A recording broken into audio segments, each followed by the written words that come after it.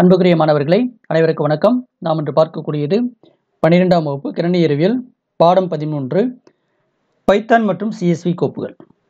இந்த பாடத்தில் இரண்டாவது பகுதியாக நாம் பார்க்கக்கூடியது பைத்தான் மூலம் CSV கோப்பில் படிக்க மற்றும் எழுத அப்படிங்கிற டாபிக்லேருந்து நாம் பார்க்க போகிறோம். பாருங்கள், பைத்தான் மூலம் CSV கோப்பில் படிக்க மற்றும் எழுத அப்படிங்கிறது பார்க்க போகிறோம். அதாவது இந்த பைத்தான் லாங்குவேஜ் மூலமாக, பைத்தான் ப்ரோக்ராம் மூலமாக CSV ஃபைலில் இருக்கக்கூடிய டேட்டாவை நம்ம ரீட் பண்ணலாம், ரைட் பண்ணலாம். அது எப்படி அப்படிங்கிறத நம்ம இதில் வந்து பார்க்க போகிறோம். இது வரைக்கும் நம்ம இதுக்கு முந்தின கிளாஸில் பார்த்தீங்கன்னா, நம்ம நோட் பேடில் ஒரு டெக்ஸ்ட்டை டைப் பண்ணிவிட்டு அதை வந்து நம்ம CSV ஃபைலில் கன்வெர்ட் பண்ணி எக்ஸல் ஓப்பன் பண்ணி பார்த்தோம். அதே மாதிரி எக்ஸலில் டைப் பண்ணிவிட்டு நோட் பேடில் ஓப்பன் பண்ணி பார்த்தோம். ஓகே, இது போன கிளாஸில் நம்ம அதை பற்றி பார்த்தோம். இந்த கிளாஸில் பைத்தான் மூலமாக எப்படி வந்து நம்ம CSV ஃபைலில் இருக்கக்கூடிய டேட்டாவை ரீட் பண்ணுறோம், ரைட் பண்ணுறோம். அதே மாதிரி CSV ஃபைலில் வந்து எப்படி டேட்டா வந்து நம்ம ஆட் பண்ணுறது, அதேமாரி சார்ட் பண்ணுறது. ஓகே, இந்த டீட்டெயில் எல்லாமே நம்ம இதில் வந்து பார்க்க போகிறோம். சரி, பாருங்கள். இப்போ CSV கோப்புகளில் பல்வேறு செயல்பாடுகளை செய்ய பைத்தான் ஒரு CSV என்ற செயற்கூற்றை வழங்கியுள்ளது. ஆமாம், நம்ம ஏற்கனவே சொன்னால் அந்த லெசன் ஸ்டார்ட் பண்ணும்போதே, அதாவது CSV ஃபைலில் பல செயல்பாடுகள் செய்வதற்காக இந்த பைத்தான் மொழி பார்த்திங்கன்னா ஒரு CSV செயற்கூறை வந்து வழங்கியிருக்குது அப்படின்னு சொல்லியிருக்கிறாங்க. இப்போ அந்த CSV செயற்கூறில் பார்த்திங்கன்னா நம்ம வந்து CSV செயற்கூறு என்ன பண்ணுறது அப்படின்னு பார்த்தீங்கன்னா, CSV கோப்பில் ஒரு டேட்டாவை ரீட் பண்ணுறது, ரைட் பண்ணுறது, அதேமாதிரி சார்ட் பண்ணுறது, ஆட் பண்ணுறது டேட்டாவை, இந்த மாதிரி செயல்பாடுகளுக்கெல்லாம் வந்து இது பயன்படுகிறது. அதுபோக CSV நூலகமானது பொருள்கள் மற்றும் பிற குறிமுறைகளையும் கொண்டுள்ளது. அதுபோக என்ன இருக்குதுங்கிறா, இதில் லைப்ரரி ஃபங்க்ஷன் இருக்குது. இது வந்து பார்த்தீங்கன்னா ஒரு பொருள் மற்றும் பிற குறிமுறைகளை வந்து கொண்டுள்ளது அப்படின்னு சொல்லியிருக்கிறாங்க. ஒரு பொருள் உருவாக்குறது, குறிமுறை எழுதுறது, இதுக்கு எல்லாமே வந்து இந்த CSV ஃபங்க்ஷன் வந்து பயன்படுகிறது அப்படின்னு சொல்லியிருக்கு.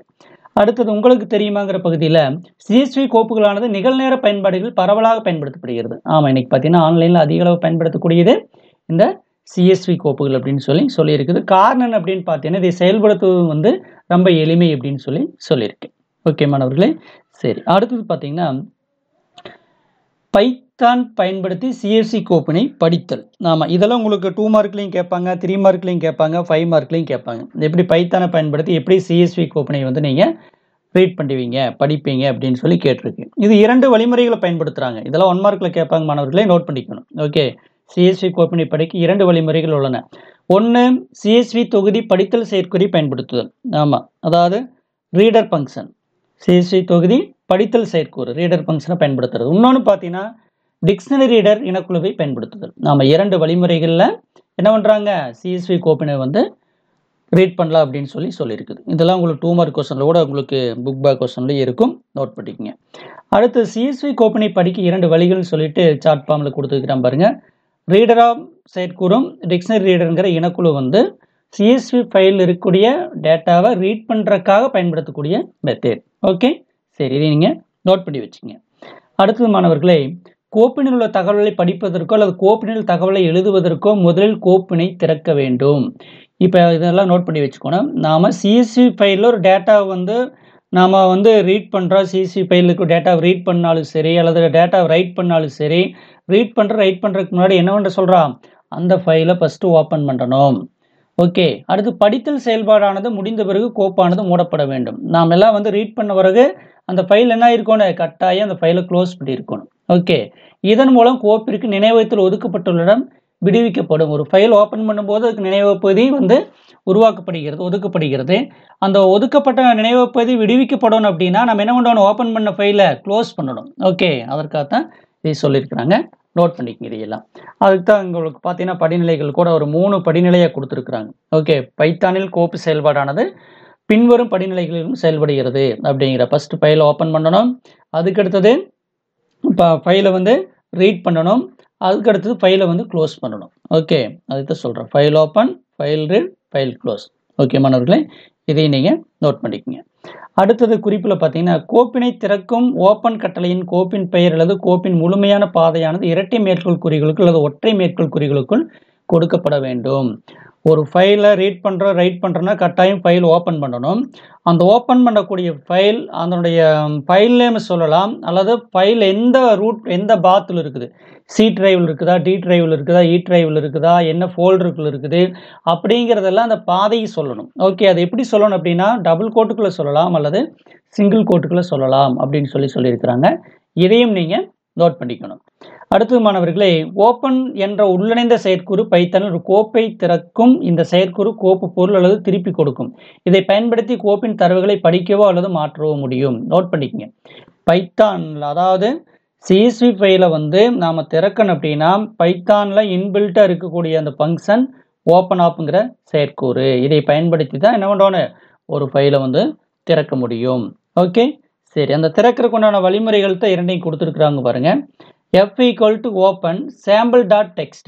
sample.txtங்கிறது ஃபைல் நேம், டெக்ஸ்ட் ஃபைல். இதை ஓப்பன் பண்ணுறோம். ஓப்பன்ங்கிறது செயற்கூறு. அப்போ அந்த செயற்கூறுக்குள்ள sample.txt டெக்ஸ்ட் ஃபைல் நாம் சொல்லிட்டோம்னா என்ன ஆகும்? இந்த sample.txt ஃபைலு ஓப்பன் ஆகும். அதை தான் நம்ம ஏற்கனவே இங்கே கொடுத்துருந்தாங்க. அந்த ஃபைல் நேம் வந்து சிங்கிள் கோட்டில் இருக்கலாம் அல்லது டபுள் கோட்டுக்குள்ளேயும் இருக்கலாம்னு சொல்லி இங்கே டபுள் கோட் கொடுத்துருக்குது. இந்த ஃபைல் ஓப்பன் பண்ணி எஃப்ங்கிற ஆப்ஜெக்டில் வந்து அசைன் பண்ணுறாங்க. ஓகே, என்ன பண்ணுறாங்க? இந்த ஃபைல் ஓப்பன் பண்ணி இதுக்குடைய கண்டென்ட் எல்லாம் எங்கே போகும்? எஃப்ங்கிற ஆப்ஜெக்டில் பொருளை வந்து சேவ் ஆகும். ஓகே, அடுத்தது பார்த்தீங்கன்னா மாணவர்களே, இது வந்து சிம்பிளாக டைரெக்டாக ஃபைல் ஓப்பன் பண்ணிக்கிறாங்க. இதில் இந்த ஃபைல் எந்த இடத்துல இருக்குது, எந்த பாதையில் இருக்குது, எந்த ஃபோல்டரில் இருக்குது அப்படிங்கிறத வரையறுத்துருக்குறாங்க. பாருங்கள், இதே சேம் தான். f = ஓப்பன்கிற செயற்கூறத்தை பயன்படுத்திக்கிறாங்க. C:\, பைத்தான் ப்ரோக்ராமுக்குள்ள என்ன பண்ணிக்கிற ch13 sample5 அப்படிங்கிற ஃபைலை வந்து ஓப்பன் பண்ணுறாங்க. சி டிரைவில் பைத்தான் ப்ரோக்ராமுக்குள்ள இந்த sample5.csv ஃபைல் இருக்குது அப்படிங்கிறது சொல்லிக்கிறாங்க. இது வந்து முழுமையான பாதையின் பெயர். ஆமாம், பாத் நேம். இது பார்த்தீங்கன்னா டைரெக்டாகவே கொடுத்துருக்குறோம். நம்ம தற்போதைய கோப்பை திறக்க வந்து என்ன பண்ணிக்கிறோம்? டைரெக்டாக ஃபைல் நேம் சொல்லிட்டோம்.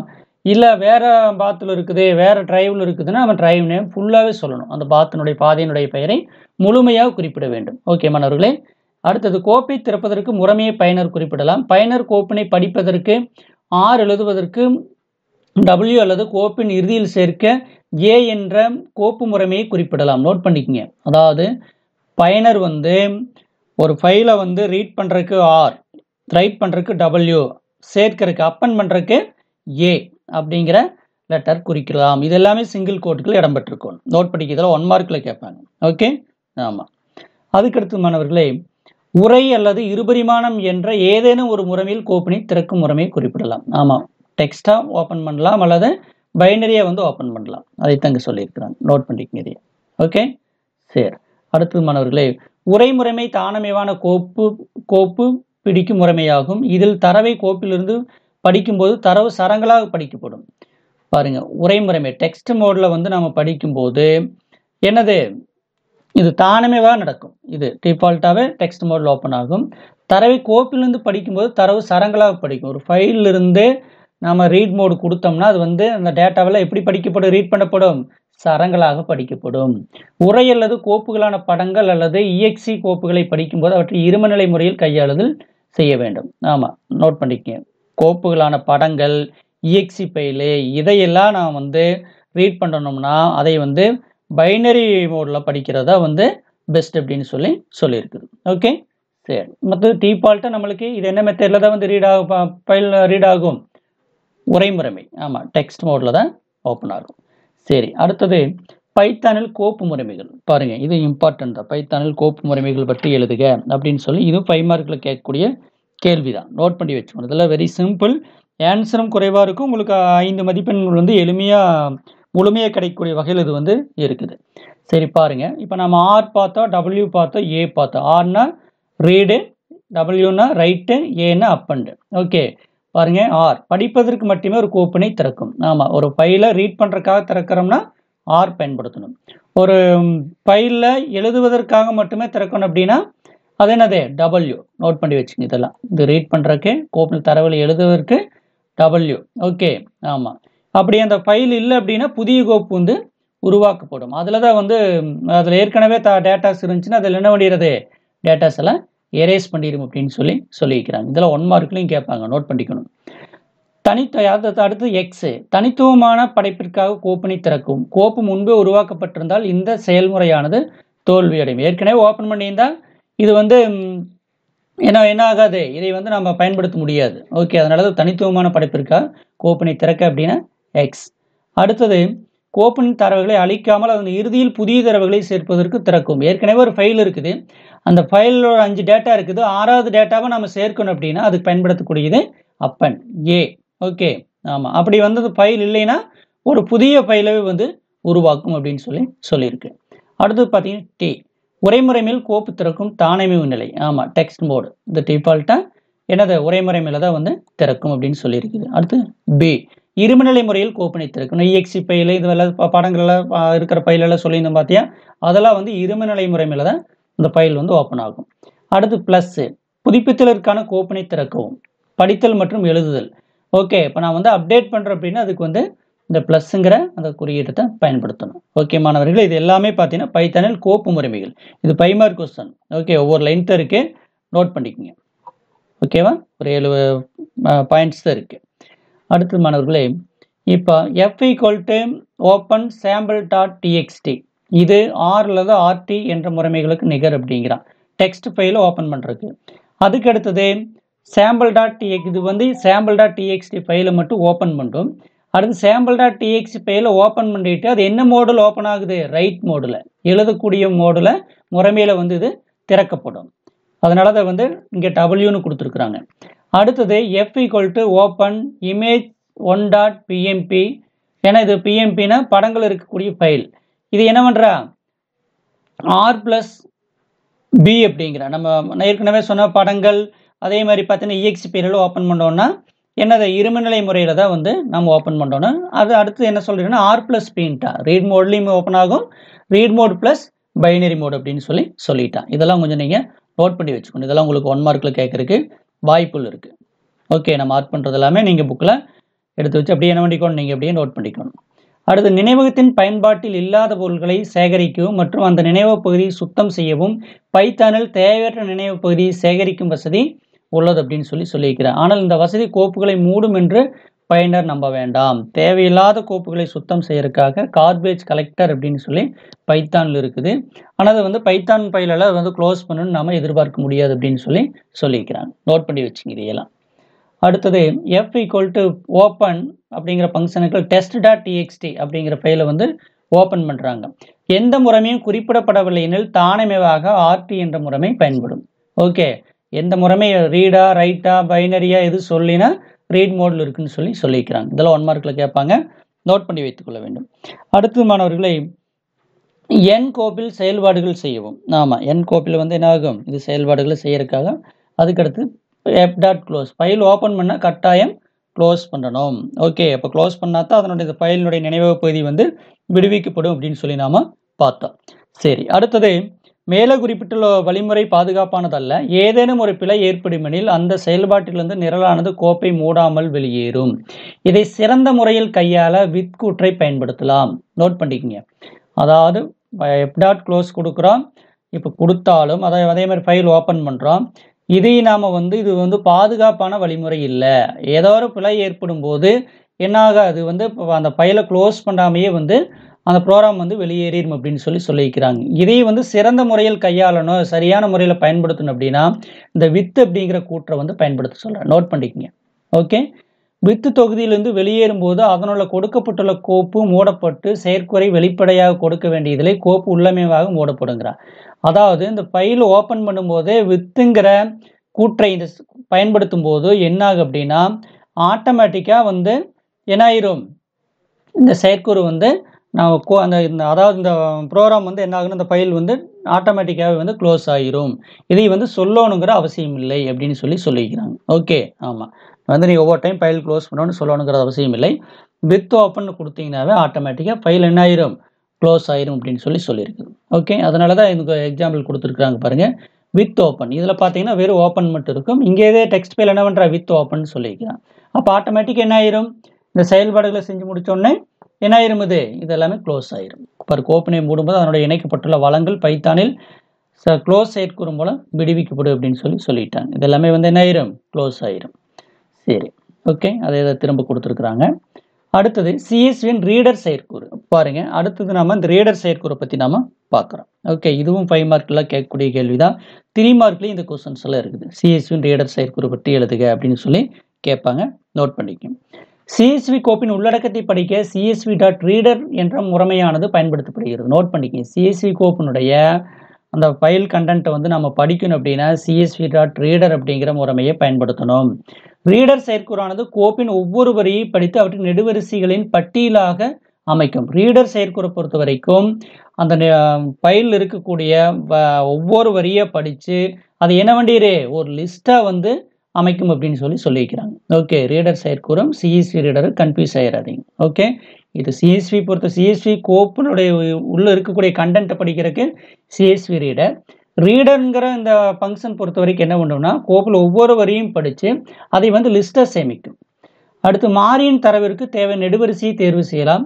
இச்செயற்கூறை பயன்படுத்தி பயனர் கோப்பின் தரவுகள் உள்ள இரட்டை மேற்கோள் குறி, அதே மாதிரி பைப் மற்றும் கமா போன்ற பல்வேறு வடிவமைப்புகளை பயன்படுத்தி படிக்கலாம் அப்படின்னு சொல்கிறாங்க. அப்போ இந்த டேட்டாவை வந்து பார்த்தீங்கன்னா நிறைய டீலிமிட்டரை வச்சு வந்து என்னதை பிரிப்பான வச்சு இதை படிக்கிறாங்க அப்படிங்கிற. டபுள் கோட் இருக்குது, பைப் சிம்பிள் இருக்குது, கமா கொடுத்தல படிக்கல அப்படின்னு சொல்லியிருக்கிறாங்க. இந்த சிஎஸ்வி ரீடர்னுடைய சிண்டாக்ஸ் கொடுத்துருக்குறாங்க பாருங்க. csv.reader அதில் file object, delimiter, format parameter அப்படின்னு சொல்லியிருக்கிறாங்க. File object compulsory. இந்த டீலிமிட்டரும் ஃபார்மேட் பேராமீட்டர் வந்து அது நம்மளுடைய ஆப்ஷன் தான். ஓகே, அப்போ இதில் ஃபைல் ஆப்ஜெக்ட் மட்டும் கம்பல்சரியாக நாம் கொடுக்கணும். ஓகே, நம்ம அந்த ஃபைலினுடைய ஆப்ஜெக்ட் என்ன அப்படிங்கிறத சொல்லணும். கீழே கொடுத்துருக்குறாங்க பாருங்க. ஃபைல் ஆப்ஜெக்ட் கோப்பின் பாதையும் முறைமையும் திருப்பி அனுப்பும். ஃபைல் ஆப்ஜெக்ட் என்ன பண்ணும், கோப்பின் பாதையையும் அதனுடைய முறைமையும் வந்து திருப்பி அனுப்பும். டீலிமிட்டர் பொறுத்த வரைக்கும் இது விருப்ப தேர்வு அளப்புருவாகும். இது வந்து கம்பல்சரி கிடையாது, விருப்ப தேர்வு அப்படின்னு சொல்லியிருக்கிறாங்க. இந்த கமா கொடுக்கறது, பைப் சிம்பிள் கொடுக்கறது இதெல்லாம். அடுத்தது ஃபார்மேட் பேராமீட்டர், கொடாநிலை மதிப்புகளை மேற்பதிப்பு செய்ய நீக்க பயன்படும் விருப்ப தேர்வு அப்படின்னு சொல்லிட்டாங்க. இப்போ இது இந்த ஃபைல் ஆப்ஜெக்ட் கம்பல்சரியாக நீங்கள் csv.readerங்கிற அந்த ஃபங்க்ஷனில் சொல்லணும். அடுத்தது சிஎஸ்வி கோப்பு கொடாநிலை பிரிப்பான காற்புள்ளியை கொண்ட தரவு. நம்ம சிஎஸ்வி கோப்புனாவே டிஃபால்ட்டாக எந்த டீலிமிட்டரில் இருக்குது, காமா. ஓகே, சிஎஸ்வி கோப்பு தொடக்கத்தில் இடம் கொண்ட தரவுகள், சிஎஸ்வி கோப்பு மேற்கோளுடன் கூடிய தரவுகள், சிஎஸ்வி கோப்பு தனிப்பயன் பிரிப்பான் கொண்ட தரவு அப்படின்னு சொல்லி 4 கேட்டகரியை பிரிச்சிருக்கிறாங்க. ஃபர்ஸ்ட்டு கொடாநிலை பிரிப்பான் அப்படிங்கிறது பாருங்கள். இதில் இருக்கக்கூடியது நாளையுமே எக்ஸ்பிளைன் பண்ணுறேன். இதில் ஃபஸ்ட்டு பார்க்கக்கூடிய டாபிக் என்ன, கொடாநிலை பிரிப்பான காற்புள்ளியை கொண்ட தரவு அப்படின்னு சொல்லியிருக்கிறாங்க பாருங்க. கொடாநிலை பிரிப்பான் காற்புள்ளியுடன் கூடிய சிஎஸ்வி கோப்புகள். ஆமாம், பின்வரும் நிரலானது கொடாநிலை பிரிப்பான காற்புள்ளியுடன் கூடிய sample.csv என்ற கோப்பினை படித்து ஒவ்வொரு வரிசையாக அச்சிடும் நிரல். நாம் வந்து sample.1.csv அப்படின்னு ஒரு ஃபைலை கிரியேட் பண்ணியிருக்கிறோம். இதில் சிஎஸ்வி ஃபைலில் நோட் பேடில் கிரியேட் பண்ணி வச்சுருக்கிறோம். இந்த பைத்தான் நிரல் என்ன பண்ணும் அப்படின்னு பார்த்தீங்கன்னா இந்த ஃபைல் ஓப்பன் பண்ணி அதில் இருக்கக்கூடிய டேட்டாவை என்ன வேண்டும் ஒவ்வொரு வரிசையாக வந்து நம்மளுக்கு பிரிண்ட் பண்ணுன்னு சொல்லியிருக்கிறாங்க. இப்போ அதுக்கு முன்னாடி நம்ம என்ன பண்ணணும் அப்படின்னா சிஎஸ்வி இம்போர்ட் பண்ணணும். ஆமாம், நம்ம வந்து பைத்தானுக்குள்ள சிஎஸ்வி பயன்படுத்தோம்னா என்ன பண்ணணும், நாம் சிஎஸ்வியை இம்போர்ட் பண்ணணும். அதுக்கும் பிறகு என்ன பண்ணணும், ஃபைலை ஓப்பன் பண்ணணும். ஆமாம், பர் வித் ஓப்பன் இங்கே கொடுத்துக்கிறோம். Opening the CSV file which is an different location with read mode. ஆமாம், எந்த லொக்கேஷன் வேணாலும் ஃபைல் இருக்கும், அதை நாம் எப்படி வந்து ஓப்பன் பண்ணுறது அப்படிங்கிறத பார்க்கணும். இப்போ வித் ஓப்பன் அப்படிங்கிற இந்த மெத்தடை பயன்படுத்திட்டு ஃபங்க்ஷனை பயன்படுத்திட்டு என்ன பண்ணிக்கிறான், சி டிரைவில் பைத்தான் ப்ரோக்ராமுக்குள்ள sample1.csvங்கிற ஃபைல் இருக்குது. இது எப்படி ஓப்பன் பண்ணுறோம், ரீட் மோடில் ஓப்பன் பண்ணுறோம். ஓப்பன் பண்ணி எஃப்ங்கிற ஆப்ஜெக்டில் வைக்கிறோம். ஓகே, அதைத்தான் இதில் சொல்லியிருக்கிறான். Other way to open the file, இன்னொரு வழியில் கூட அதையே ஓப்பன் பண்ணல அப்படின்னு சொல்லிக்கிறாங்க. ஓகே, 2 வழியும் சொல்லிக்கிறாங்க. டைரெக்டாகவே இந்த மாதிரி கூட சொல்லலாம், அல்லது இந்த மாதிரி சொல்லலாங்கிறான். Reader equal to csv.reader of F அப்படிங்கிறான் பாருங்க. சிஎஸ்வி ரீடர் அப்படிங்கிற செயற்கூறுக்குள்ள எஃப்ங்கிற ஆப்ஜெக்ட் கொண்டு வந்து வச்சுட்டு என்ன பண்ணுறான், அந்த ஃபைல் ஓப்பன் பண்ண கண்டென்ட்டில் எதுக்குள்ள தான் இருக்குது, எஃப்குள்ள தான் இருக்குது. அப்போ இந்த எஃப்ங்கிற csv.reader மூலமாக ரீடருங்கிற ஃபங்க்ஷனுக்குள்ள எஃப் வச்சுட்டு அதை என்ன பண்ணுறா, ரீடருங்கிற ஒரு வேரியபிள் அதாவது ஆப்ஜெக்ட்டுக்குள்ள கொண்டு வந்ததையே வைக்கிறா. அதுக்கு பிறகு ரீடரை எதில் வந்து அசைன் பண்ணுறான்னா ரோல் அசைன் பண்ணுறா. அதுக்கு பிறகு பிரிண்ட் ரோன்னு கொடுக்குறான். இப்போ என்ன பண்ணுறோம்னா அந்த ப்ரோக்ராமை ரன் பண்ணும்போது சிஎஸ்வி ஃபைல் இருக்கக்கூடிய டேட்டாவை ஒவ்வொரு வரிசையாக ரோ வைஸாக நம்மளுக்கு பிரிண்ட் பண்ணிகிட்டே வரும். First serial number, name, city print பண்ணு. அடுத்தது ராம் சென்னை, லாவண்யா திருச்சி, லக்ஷ்மன் மதுரை அப்படின்னு சொல்லிட்டு நம்மளுக்கு பிரிண்ட் பண்ணு. சரி, ஓகே மாணவர்களே, இந்த நிரல் வந்து எப்படி ஃபங்க்ஷன் ஆகுது அப்படிங்கிறத வந்து நாம பார்க்கலாம் வாங்க.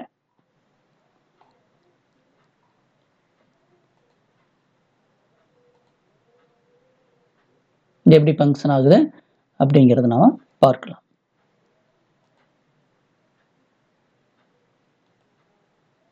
ஃபர்ஸ்ட் நம்ம பைத்தான் கோடிங் போகலாம். இந்த கோடிங் எல்லாமே நான் டைப் பண்ணி வச்சிருக்கிறேன். இது எப்படி ஃபங்க்ஷன் ஆகுது அப்படிங்கிறத நாம் பார்க்கலாம்.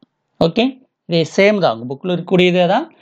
நான் இங்கே வந்து இந்த பாத்தை சொல்லாமல் டைரெக்டாகவே நான் அந்த ஃபைல் நேம் இந்த இடத்துல சொல்லிக்கிறேன். வேறு ஒன்றும் கிடையாது, வேறு வித்தியாசமெல்லாம் அதில் ஒன்றும் கிடையாது. ஓகே, அந்த பாத் நேம் சொல்லாமல் என்ன பண்ணிக்கிறேன், டைரெக்டாக ஃபைல் நேம் சொல்லிக்கிறேன். இப்போ இங்கே எல்லாமே ஹேஷ் சிம்பிள் போட்டு நம்மளுக்கு சொல்லியிருக்கிறேன். இதெல்லாம் கமாண்ட் லைனில் இருக்கக்கூடியது.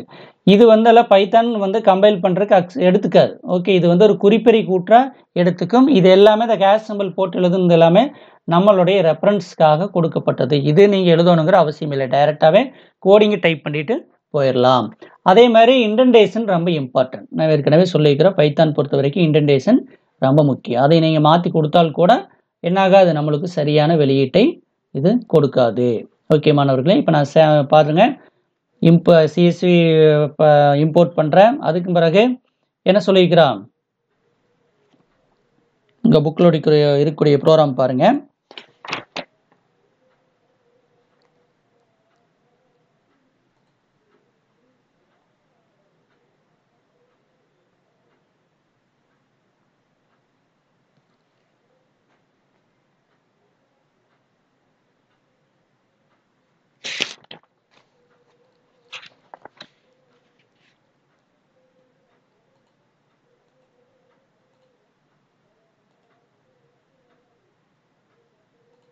சேம் கோடிங் தான், சாம்பிள்ங்கிற பெயர் கொடுத்துருக்குறேன். அதுக்கு பிறகு என்ன பண்ணிக்கிறேன் அப்படின்னு பார்த்தீங்கன்னா, இதை நான் வந்து உங்களுக்கு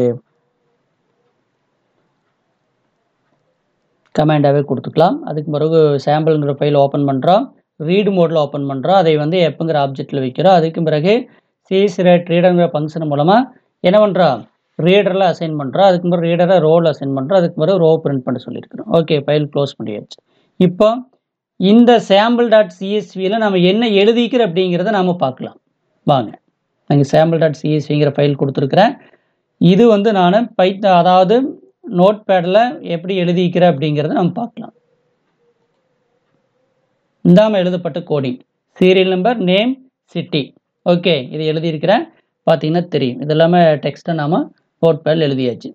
இப்போ நம்ம பைத்தானில் அந்த சாம்பிள்ங்கிற ஃபைலை தான் வந்து நாம் என்ன பண்ணுறோம், ரீட் பண்ணுறோம். ஓகே, எந்த ஃபைலை ரீட் பண்ணுறோம், சாம்பிள்ங்கிற ஃபைலை தான் ரீட் பண்ணுறோம். இப்போ நம்ம எக்ஸிக்யூட் பண்ணி பார்க்கலாம் வாங்க. ரன் மாடியில் எக்ஸிக்யூட் பண்ணுறோம். ஓகே மாணவர்களே, இப்போ என்ன இருக்குது, இதே நம்ம நோட் பேடில் எழுதின அந்த சிஎஸ்வி ஃபைலை பைத்தானில் என்ன பண்ணிக்கிறோம் பாருங்க. பைத்தானில் ஒவ்வொரு ரோவாக வந்து பிரிண்ட் பண்ண சொல்லிக்கிறோம். ஓகே, பார்த்தீங்கன்னா தெரியும், ஒவ்வொரு ரோவை என்ன இருக்குது, பிரிண்ட் ஆகிருக்குது. First serial number, name, city print ஆகிருக்குது. அதுக்கு அடுத்தது 12101 பிரணவ் சென்னை, அடுத்தது 12102 தருண் திருச்சி, 12103 வர்சன் மதுரை. இது ஒவ்வொரு லைனாக என்ன இருக்குது, பிரிண்ட் ஆகிருக்குது. ஓகே, இந்த மாதிரி ஒரு சிஎஸ்வி ஃபைலை நம்ம பைத்தான்லேருந்து ஓப்பன் பண்ணி அதையே ரீட் பண்ணியிருக்கிறோம். ஓகே, ரீட் பண்ணி அதை பிரிண்ட் பண்ணுறதுக்காக தான் இந்த கோடிங். ஓகே மாணவர்களே, இது எப்படின்னு தெரிஞ்சிட்டிங்களா? சரி, வாங்க நம்ம அடுத்ததுக்கு போகலாம். அடுத்தது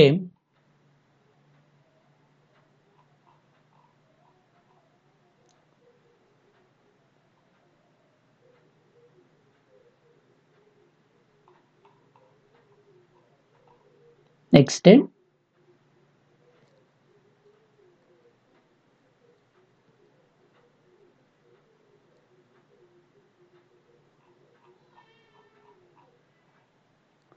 இந்த ப்ரோக்ராம் நாம பார்த்தாச்சு. ஓகே, அடுத்து தொடக்கத்தில் இடைவெளிகளுடன் கூடிய தரவினை கொண்ட சிஎஸ்வி கோப்பு. ஆமாம், அதாவது ஒரு டேட்டா இருக்குது, அந்த டேட்டாவினுடைய ஆரம்பிக்கக்கூடிய இடத்துல வந்து இடைவெளி இருக்கும்.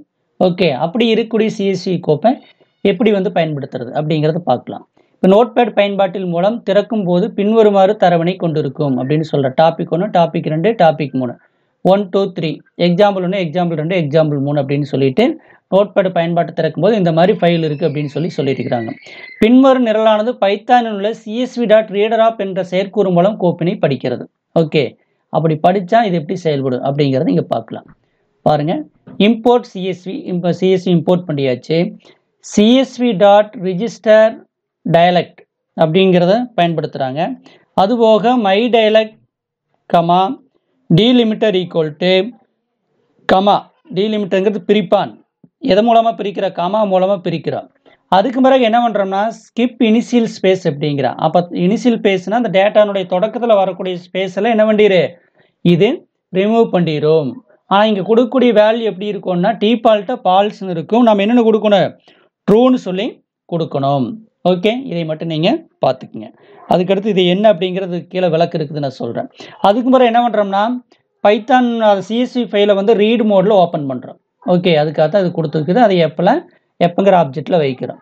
அதுக்கு பிறகு ரீடர்ல சிஎஸ்வி ரீடர் மூலமா அந்த ஃபைல் ஓப்பன் பண்ண இருக்கக்கூடிய இந்த கண்டென்ட்டு எல்லாமே வந்து என்ன பண்றோம், நாம இந்த பிரிப்பான் மூலமா வந்து செயல்படுத்துறோம். அதுக்கு பிறகு அது ரீடர்ல வைக்கிறோம், ரீடரை ரோல வைக்கிறோம், பிரிண்ட் ரோன்னு சொல்லி பிரிண்ட் பண்ணி வைக்கிறோம். இதனுடைய விளக்கம் பார்த்தீங்கன்னா இங்க கொடுத்துருக்குறாங்க. சாம்பிள் 2.cfc கோப்பை காண்பதை போல பிரிப்பானது காற்புள்ளிக்கு அடுத்து வரும் வெற்று இடைவெளிகளால் வெளியிடும் வெற்று இடைவெளியுடன் தோன்றும். வெற்று இடைவெளிகளானது சிஎஸ்வி செயற்குள் உள்ள csv.register dialect என்ற இனக்குழுவின் மூலம் நீக்கலாம். இந்த வெற்று இடைவெளிகளை நீக்கிறதுக்காகத்தான் நம்ம என்ன பண்றோம், இந்த csv register dialect ஆப் அப்படிங்கிற இந்த இனக்குழுவை பயன்படுத்துறோம். டயலக்ட் ஆனது சிஎஸ்வி கோப்பினை படிப்பதற்கான வழிமுறைகளை விவரிக்கிறது. நாம சிஎஸ்வி ஃபைலை வந்து ரீட் பண்றதுக்குண்டான வழிமுறைகளை விவரிக்கிறது தான் வந்து இந்த டயலக்ட். நோட் பண்ணிக்கங்க, இதெல்லாம் 1 மார்க்ல கேட்டுருவான். டயலக்டில் ஸ்கிப் இனிஷியல் ஸ்பேஸ் என்ற அளவுருவானது பிரிப்பானிற்கு அடுத்து வரும் வெற்று இடைவெளிகளை நீக்க உதவுகிறது. பிரிப்பான்ங்கிறது இந்த கமாவுக்கு அடுத்தது வரக்கூடிய இந்த ஸ்பேஸை வந்து நீக்கிறக்காக ஸ்கிப் இனிஷியல் ஸ்பேஸை பயன்படுத்துறாங்க. இங்க பாத்தீங்கன்னா தெரியும், இடத்துல ஸ்கிப் இனிஷியல் ஸ்பேஸ்னு பயன்படுத்தி இருப்போம். இது என்ன பண்ணும், அதாவது இந்த கமாங்கிறத பிரிப்பான். ஓகே, ஆமா, இந்த பிரிப்பானுக்கு பின்னாடி வரக்கூடிய இடைவெளியெல்லாம் நீக்கிறக்காக skip initial space equal to ட்ரூன்னு சொல்லி சொல்றோம். இங்க csv.register dialect அப்படிங்கிற இந்த இனக்குழு எதற்கு பயன்படுகிறது அப்படின்னு பார்த்தீங்கன்னா இது வெற்று இடைவெளிகள் நீக்கிறதுக்காக பயன்படுத்தக்கூடிய ஒரு இனக்குழு. அதனுடைய பெயர் பார்த்தீங்கன்னா மை டயலக்ட்னு சொல்றோம். அடுத்து டீலிமிட்டர் என்ன பிரிப்பான பயன்படுத்துறோம் அப்படின்னா கமாவை தான் நம்ம பயன்படுத்துறோம். அதை இதில் சொல்லியிருக்கிறாங்க. ஓகே, அதுக்கு அடுத்தது கூட இதில் பார்த்தீங்கன்னா தானமேவாக ஸ்கிப் இனிஷியல் ஸ்பேஸ் என்பதன் மதிப்பு ஃபால்ஸ் ஆகும். ஆமாம், டிஃபால்ட்டா என்ன இருக்கும், ஃபால்ஸ்னு இருக்கும். நம்ம ட்ரூன்னு கொடுத்தோம்னா அது வந்து செயல்படும். சரி, இந்த நிரல் எப்படி இயங்குது அப்படிங்கிறத நம்ம பார்க்கலாம் வாங்க.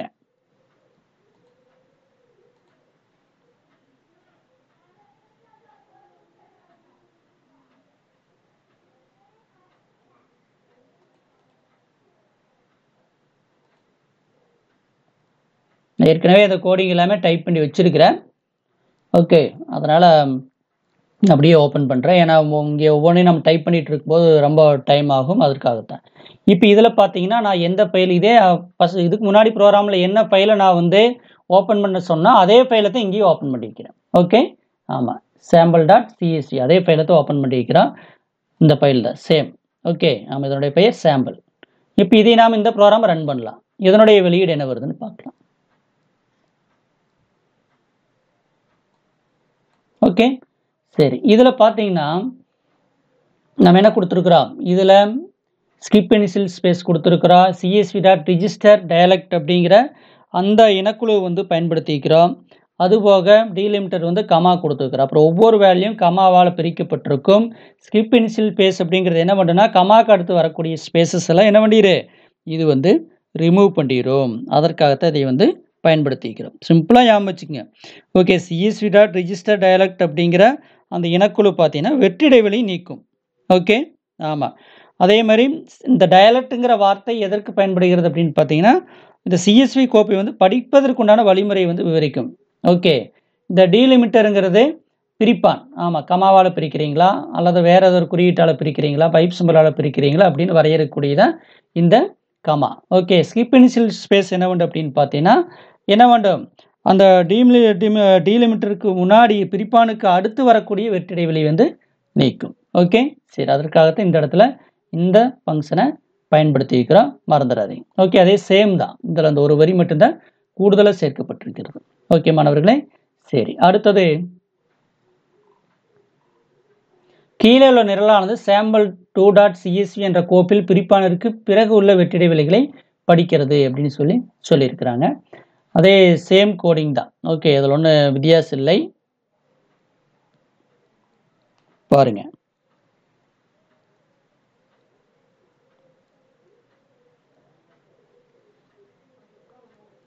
அதே மேலே இருக்கக்கூடிய அதே சேம் கோடிங் தான் கொடுத்துருக்கு. சரி, மேற்கண்ட நிலையில் புதிய டயலக்ட் ஆனது டீலிமிட்டர் ஈக்குவல் டு கமா காற்புள்ளி பிரிப்பானை கொண்டுள்ளது. மேலும் ஸ்கிப் இனிஷியல் பேஸ் என்பதன் மதிப்பு ட்ரூ என அமைக்கப்பட்டுள்ளது. இது பிரிப்பானிற்கு அடுத்து வரும் வெற்றிடைவெளிகளை தவிர்த்திருமாறு நடைபெயர்ப்பை உணர்த்துங்கிறான். ஆமாம், ஓகே, இதே சேம் தான், வேற ஒன்றும் கிடையாது. ஏன்னா வெற்றிடைவெளி வந்து பிரிப்பானுக்கு அடுத்து வரக்கூடிய வெற்றிடைவெளி வந்து நம்மளுக்கு ரிமூவ் பண்ணுறதுக்குண்டான ஒரு வழிமுறை அப்படின்னு சொல்லியிருக்கு.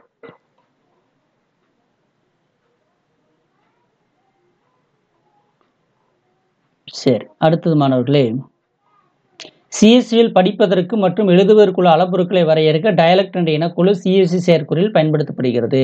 இப்போ சிஎஸ்வியில் வந்து படிப்பதற்கு எழுதுவதற்கு உள்ள அளபொருட்களை வரையறுக்கணும்னா டயலக்ட் அப்படிங்கிற இனக்குழு வந்து சிஎஸ்சி செயற்குறில் இருக்குது அப்படின்னு சொல்லியிருக்குது. இது தரவை வடிவூட்டம் செய்வதற்கான பல்வேறு உருவாக்க, சேமிக்க மற்றும் மறுபயனாக்க பயன்பாடுகள் அளபொருட்களை கொண்டுள்ளது அப்படின்னு சொல்லியிருக்கிறாங்க. இந்த குறிப்பெல்லாம் கொஞ்சம் நீங்கள் நோட் பண்ணிக்கங்க. அடுத்தது மேற்கோள் குறிகளுடன் சிஎஸ்வி கோப்பு. பாருங்க, இப்போ சிஎஸ்வி செயற்குறியில் உள்ள சிஎஸ்வி ரிஜிஸ்டர் டயலக்ட் என்ற புதிய இனக்குழுவை பதிவதன் மூலம் இரட்டை மேற்கோள் குறிகளுடன் கூடிய சிஎஸ்வி கோப்பினை படிக்கலாம். டபுள் கோட்டில் இருக்கக்கூடிய சிஎஸ்வி கோப்பினை கூட நாம் படிக்கலாம். குறிகளுடன் கூடிய சிஎஸ்வி கோப்பினை படிக்கலாம். ஒரு ஃபைலில் இருக்கக்கூடிய கண்டென்ட் டபுள் கோட்டில் இருந்தால் அதை எப்படி ரீட் பண்ணுறது அப்படிங்கிறதுக்காக அந்த நிரல் கொடுத்துருக்குறாங்க. இது கோட்ஸ்.csv அப்படிங்கிற ஃபைல் நேமில் என்ன பண்ணிக்கிறாங்கன்னா சீரியல் நம்பர் கோட்ஸ் அப்படின்னு சொல்லிட்டு 1, the secret to getting started அப்படின்னு சொல்லி டபுள் கோட்டில் கொடுத்துருக்குறாங்க. ஒரு 5 கோட்ஸ் இதில் இடம்பெற்றிருக்கிறது. இது எல்லாமே வந்து பார்த்தீங்கன்னா என்னது காற்புள்ளி பிரிப்பானை கொண்டு இருக்கும் அப்படின்னு சொல்லியிருக்கிறாங்க. ஓகே, ஆமாம், இது எல்லாமே டபுள் கோட்டில் இடம்பெற்றிருக்கிறது. அப்போ இதை பாருங்க, இந்த நிரல் கொடுத்துருக்குறாங்க. இந்த கோட்ஸ் வந்து என்னது இரட்டை மேற்கோள் குறிகளுடன் தருவதற்காக. ஓகே, வாங்க இப்போ இம்போர்ட் சிஎஸ்விங்கிற இம்போர்ட் பண்ணிக்கிறோம். சிஎஸ்வி ரிஜிஸ்டர் டயலக்ட் அப்படிங்கிற அந்த இனக்குழு மூலமாக மை டயலக்டில் டீலிமிட்டரில் கமா கொடுக்குறோம். Quoting equal to CSV dot quote all அப்படிங்கிறான். அப்போ அந்த கோட்டிங் எல்லாமே இங்கே இருக்கக்கூடிய இந்த கோட்ஸ்க்கு எல்லாமே என்ன சொல்கிறான், எல்லாமுக்கே வந்து கோட்டால் அப்படிங்கிற இந்த ஸ்டேட்மெண்ட் மூலமாக என்ன பண்ணுறோம் அப்படின்னு பார்த்தீங்கன்னா எல்லாமுக்கே வந்து நாம் கோட் பண்ணி கொடுக்குறோம். அதுக்கு மேலே ஸ்கிப் இனிஷியல் பேஸ் ட்ரூன்னு சொல்லியாச்சு. பிரிப்பானுக்கு அடுத்து வரக்கூடியது எல்லாமே வந்து வெற்றிடைவெளி இதை நீக்கிடும். அதுக்கு மேலே என்ன பண்ணுறோம் அப்படின்னு பார்த்தீங்கன்னா கோட்ஸுங்கிற சிஎஸ்வி ஃபைலை ஓப்பன் பண்ணுறோம். என்ன மோடில் ஓப்பன் பண்ணுறோம், ரீட் மோடில். அதுக்கு பிறகு சிஎஸ்வி ரீடர் மூலமாக இந்த கோட்ஸ்.csvங்கிற ஃபைல் இருக்கக்கூடிய கண்டென்ட்டை என்ன பண்ணுறோம், ரீட் பண்ணுறோம். அதே மாதிரி டயலக்டில் மைல் டயலக்ட் அப்படிங்கிறது கொடுத்துருக்குறோம். ஓகே, இதுக்கெல்லாம் அந்த வரைமுறை ஏற்படுத்துகிறோம். அதுக்கு பிறகு ரீடரை ரோவில் வந்து கொடுக்குறோம், பிரிண்ட் ரோன்னு சொல்லி பிரிண்ட் பண்ண சொல்லிக்கிறோம். இப்போ என்ன பண்ணுறது அப்படின்னு பார்த்தீங்கன்னா சீரியல் நம்பரை கோட்ஸை வந்து நம்மளுக்கு அப்படியே டிஸ்பிளே பண்ணியிருக்கும். ஆனால் இல்லை எப்படி இருக்குங்கிறான், எல்லாமே வந்து கோட்ஸுக்குள்ள இடம்பெற்றிருக்கும். இப்போ பார்த்தீங்கன்னா 1, அப்படின்னு தான் இருக்குது. இது எல்லாமே எப்படி இருக்குது, கோட்ஸுக்குள்ள இடம்பெற்றிருக்கும். இது நாம் எப்படி நிரல் எழுதிக்கிறோம் அப்படிங்கிறத நாம் பார்க்கலாம் வாங்க.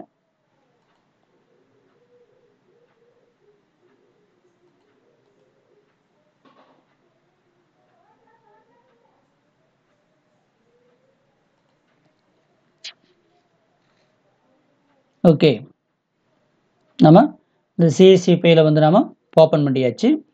ஓகே, இதில் நான் என்ன ஃபைல் நேம் என்ன கொடுத்துருக்குறேன் அப்படின்னு பார்த்தீங்கன்னா ப்ரோக்ராம் 136113 அந்த ஃபைல் நேமே வந்து நான் அதில் கொடுத்துருக்குறேன். ஓகே, ஆமாம்,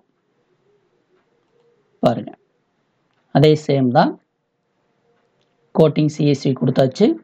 சரி, இதை நம்ம எக்ஸிக்யூட் பண்ணி பார்க்கலாம்.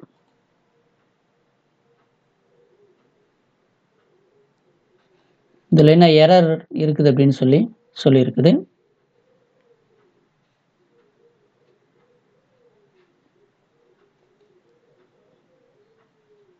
என்ன எரர் இருக்குது அப்படின்னு சொல்லி நம்ம பார்க்கலாம்.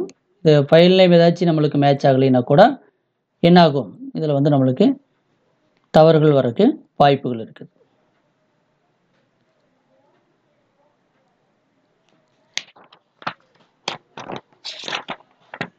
இதில் ஏதாச்சும் நம்ம கொடுத்ததில் ஏதாச்சும் மிஸ்டேக் இருந்தால் கூட நம்மளுக்கு என்ன ஆகாது, இந்த ஃபைல் வந்து நம்மளுக்கு ஓப்பன் ஆகாது. வாங்க அது என்ன மிஸ்டேக் அப்படிங்கிறத நாம பார்த்துடலாம், ஒன்றும் பிரச்சனை இல்லை.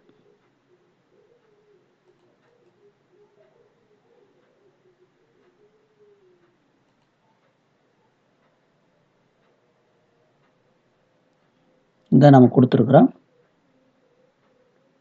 நிரலை நாம் என்ன ஃபைல் நேம் கொடுத்து அப்படிங்கிறதையும் பார்த்துடலாம்.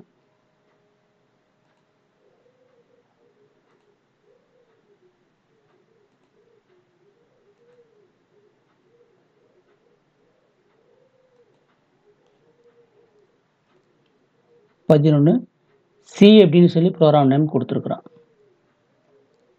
ஓகே, நீங்கள் இந்த ப்ரோக்ராம் நேம் தவறாக கொடுத்தால் கூட என்ன ஆகாது, நம்மளுக்கு வந்து எரர் வரக்கு வாய்ப்பு இருக்குது. ஓகே, இப்போ நம்ம என்ன மிஸ்டேக் கொடுத்துருந்தோன்னு பார்த்தீங்களா, இந்த ஃபைல் நேம் நான் வந்து தவறாக கொடுத்துருந்தேன்.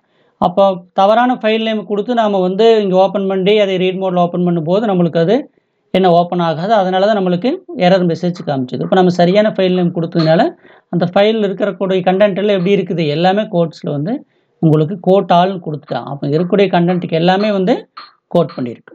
ஓகே, அதற்காகத்தான் வந்து கொடுத்துருக்குது. அது ஒவ்வொன்றும் பார்த்தீங்கன்னா இந்த கமாங்கிற டீலிமிட்டரோட பிரித்தும் காண்பிக்கப்பட்டிருக்கும். ஓகே, அதைத்தான் இதில் சொல்லியிருக்குது, வேற ஒன்றும் இல்லை. ஓகே மாணவர்களே, இது எப்படி கொடுத்துருக்குன்னு தெரிஞ்சிட்டிங்களா? சரி, ஓகே. கோட் ஆல் அப்படிங்கிற அந்த ஒரு ஸ்டேட்மெண்ட் இதில் பயன்படுத்தப்பட்டிருக்கிறது. ஓகே, பாருங்கள், அதுக்குண்டான விளக்கம் இங்கே இருக்குது. மேற்கண்ட நிரலில் மை டயலக்ட் என்ற பெயருடன் கூடிய புதிய டயலக்ட் பதிவு செய்யப்பட்டுள்ளது. CSV கோட்டால் என்ற கோப்பினை பயன்படுத்தும் போது அனைத்து குறியீடுகளுக்கும் மேற்கோள் குறிக்குள் அடுத்து வெளிப்படுத்தலாம் அப்படிங்கிறான். ஓகே, ஆமாம், என்ன கோட்டால்ங்கிற கோப்பை பயன்படுத்தும் போது அனைத்து குறியீடுகளும் மேற்கோள் குறிகளுடன் குறிகளுடன் வெளிப்படுத்தலாம் அப்படின்னு சொல்லியிருக்கிறார். அப்போ மேற்கோள் குறிகளுடன் வெளிப்படுத்தலாம்னா கோட்டால் அப்படிங்கிறத நாம நிரல்ல பயன்படுத்தணும். பாருங்க, அதுதான் இங்க பயன்படுத்தியிருக்கு.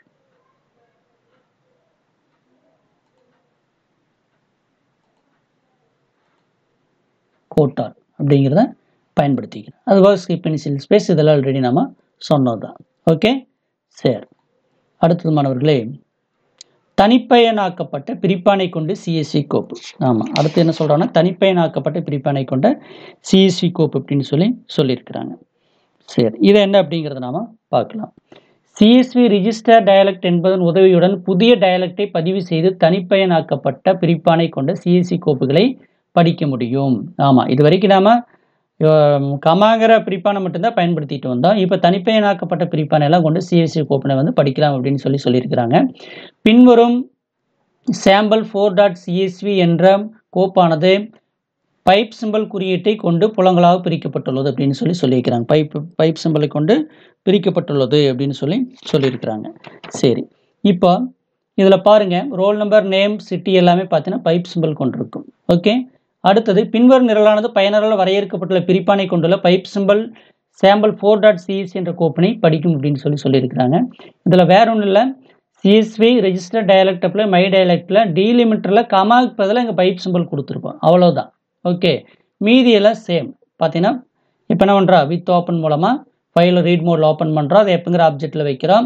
அதுக்கு பிறகு CSV ரீடர் மூலமாக என்ன பண்ணுற, ரீடரில் வந்து இந்த ஆப்ஜெக்டையும் அதே மாதிரி இந்த ஃபைலையும் மை டயலக்டையும் எல்லாமே வந்து ரீடரில் வந்து அசைன் பண்ணுறோம். அதுக்கு பிறகு ரீடர் ரோல் அசைன் பண்ணுறோம், பிரிண்ட் பண்ண சொல்லிக்கிறோம். மீதி கான்செப்ட்லாம் அதே சேம் தான். ஓகே, இங்கே மட்டும் என்ன பண்ணுறோம்னா கூடுதலாக கமாக்கு பதிலாக டீலிமிட்டர் என்ன பண்ணுறோம், இந்த பைப் சிம்பிளை பயன்படுத்துகிறோம். சரி, இது எப்படி ரன் ஆகுது அப்படிங்கிறதை நாம் பார்க்கலாம் வாங்க.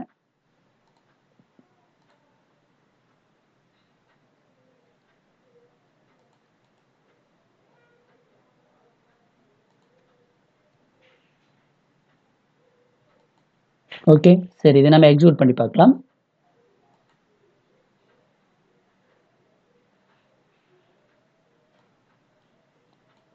நம்ம கமாவுக்கு பதிலாக என்ன பண்ணுறோம் அப்படின்னு பார்த்தீங்கன்னா பைப் சிம்பிள் இதில் வந்து பயன்படுத்திக்கிறோம். ஓகே, சரி. ஓகே மாணவர்களே, இந்த பாடத்தினுடைய இரண்டாவது பகுதி வந்து நாம் இத்துடன் முடித்துக்கொள்ளலாம். மீண்டும் அடுத்த பகுதியில் சந்திப்போம். நன்றி மாணவர்களே, வணக்கம்.